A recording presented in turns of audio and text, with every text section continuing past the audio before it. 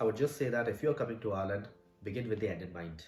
Think about it that what are you going to achieve over here? How are you going to achieve over here? And always have a lot of consultation with the people. Usually, I've seen that people do a consultation with people who have got some kind of self interest over there. I would say more and more people to talk with them and then get your answers. Do a good research and then come over here and get the success that you truly deserve. There are lots of people. There may be maybe hurdles. People with zero experience have come here and won. People with 10 years of experience come here and done some good job. You see a lot of success stories, but that could be some failure stories as well. So do your research well and then you come back over here.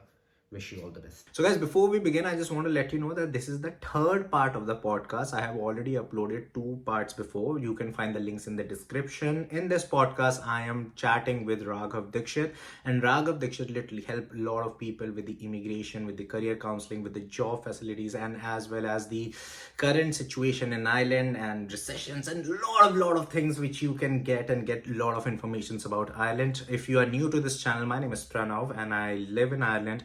I make vlogs of Ireland and I make such informative and podcast about Ireland. If you're new to this channel, do hit the subscribe button. It means a lot to me. And if this podcast is really helpful for you guys, share it with your friends and comment down below what you want me to bring next for you guys. Any topics, any questions, or anything that you have in mind, do let us know. So let's not waste the time and begin with the podcast.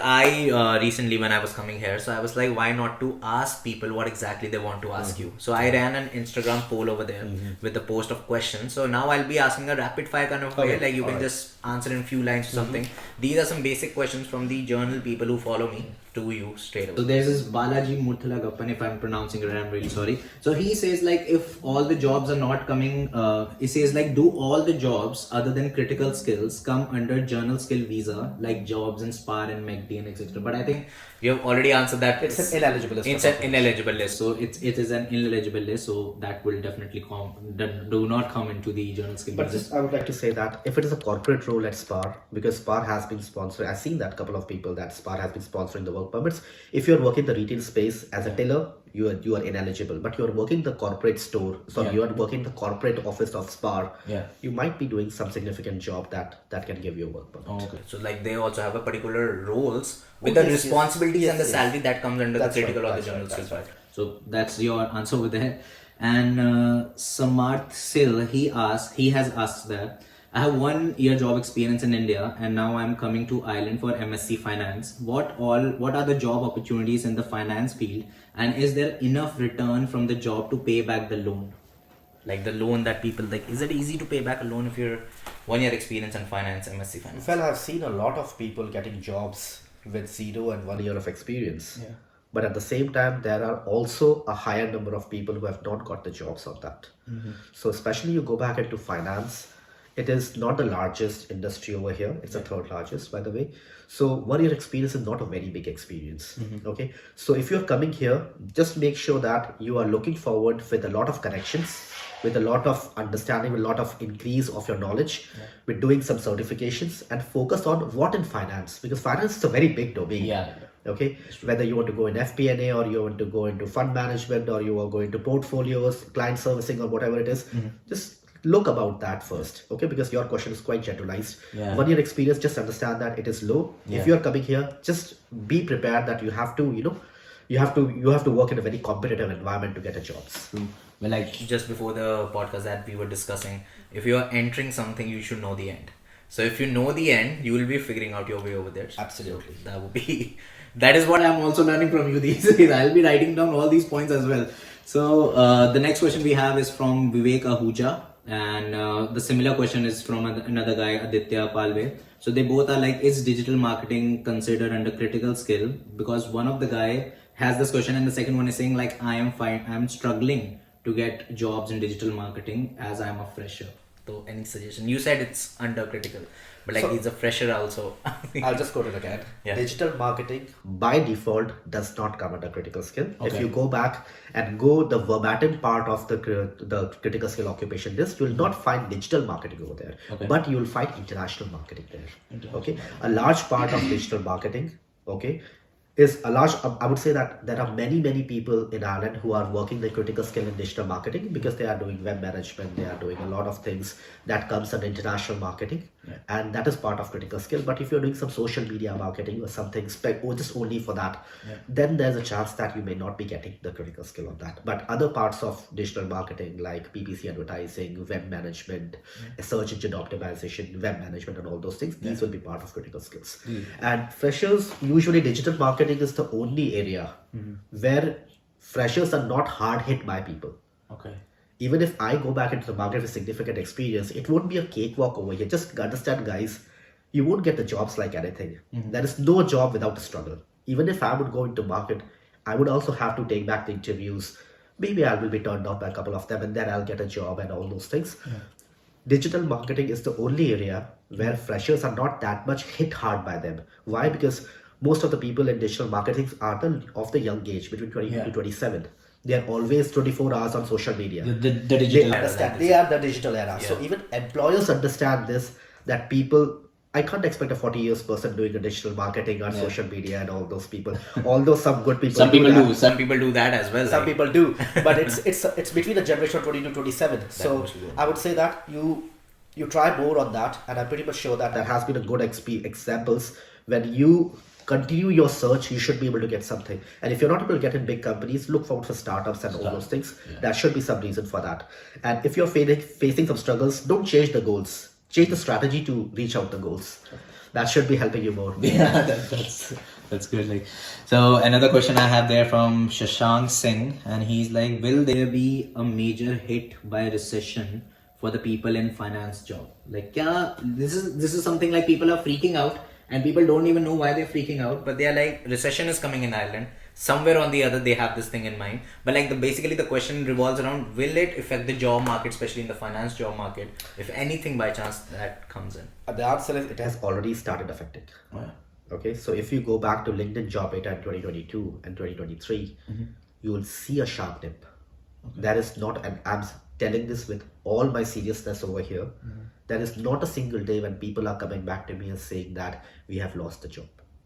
When was the COVID was about to end, the market was really good and people were getting jobs, multiple jobs in a day and all those things. Now the thing is that employers are not continuing the probation period of the people.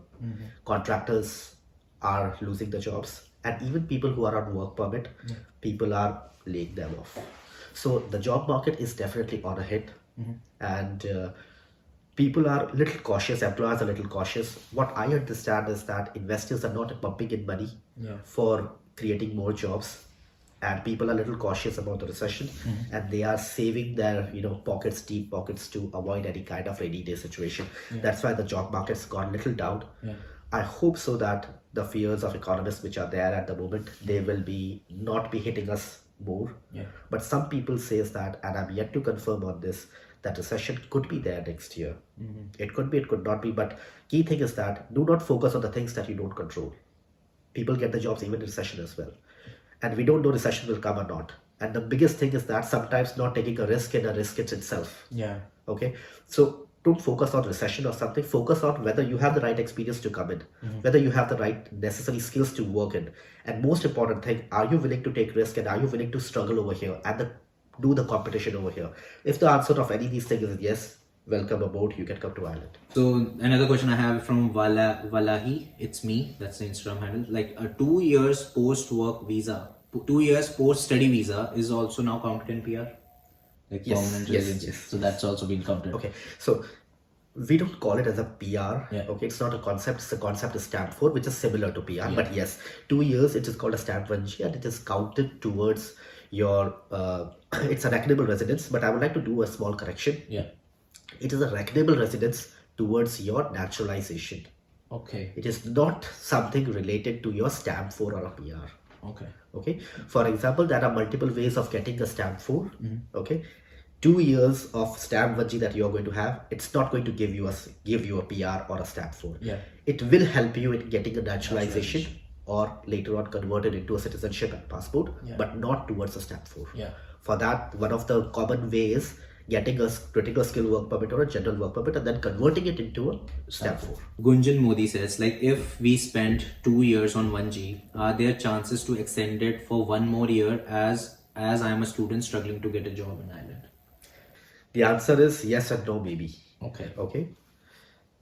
The rule book says that 2 years done and dusted. You can't get something, you go back home, because your deal with the government is that you pay the money, you get into admission, government is going to give you 2 years of stamp 1G, and that's all. Okay. But under certain circumstances, INIS or Minister of Justice can hold some discretion to hold you here for some more time. It could be 6 months, it could be 8 months, it could be 12 months. Usually it is not 12 months, it's only rare cases. But yes, there are, on the basis of discretion of the Minister of Justice and INIS, it could happen, but it is not your entitlement. Okay? Just again, it is not your entitlement. Okay, so the last question there is like from Assis Semwal. He said, like, I'm coming to Ireland on an ICT visa. My kid and my wife are on dependent. My wife got a study offer in a college. So can my wife study on a dependent visa, or does she has to apply for a separate study visa? Your wife can study on the dependent visa, that's not a problem. Okay. So they don't need to actually go and convert it to the stamp 2 or something like that. Not necessarily. Because she can. So the key thing is that if you're on stamp 1G, you can do studies over here. That's all. Okay. I think that was the main 4 or 5 or 6 questions from the Instagram that people wanted to ask, and it's better to like get more knowledge through you itself. So let's wrap it up there. Thank you so much for the podcast there, Raghav. It was pleasure talking to you. Literally, I learned a lot more things from you sitting in this podcast. Well, while preparing as well, you were talking to something or the others. Like, I need to rewatch my whole podcast and jot down a lot of points there as well.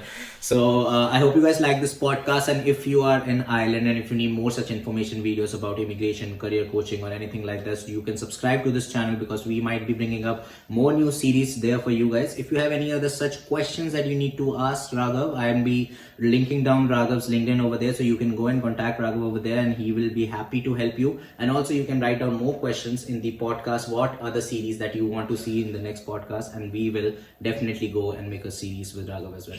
Any last words, Raghav, you want to say to the viewers before we end the podcast? I would just say that if you're coming to Ireland, begin with the end in mind. Think about it, that what are you going to achieve over here? How are you going to achieve over here? And always have a lot of consultation with the people. Usually I've seen that people do a consultation with people who have got some kind of self-interest over there. I would say more and more people to talk with them, and then get your answers, do a good research, and then come over here and get the success that you truly deserve. There are lots of people. There may be hurdles.